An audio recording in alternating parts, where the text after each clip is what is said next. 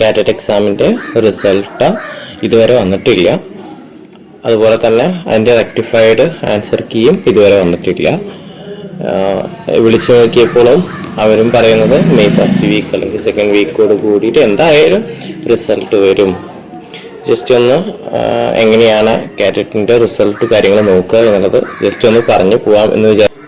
ഒന്ന് സ്ക്രോൾ ചെയ്ത് താഴത്തേക്ക് വന്നു കഴിഞ്ഞാൽ ഇപ്പോഴും പ്രൊവിഷണൽ ആൻസർ കീ മാത്രമാണ് വന്നതായിട്ട് കാണാനുള്ളൂ. അപ്പോൾ അങ്ങനെയാണ്. പക്ഷെ റെക്ടിഫൈഡ് വന്നിട്ടുണ്ട്. അത് നമ്മുടെ എല്ലാം സർവീസ് ടീച്ചേഴ്സിൻ്റെ ആണ്.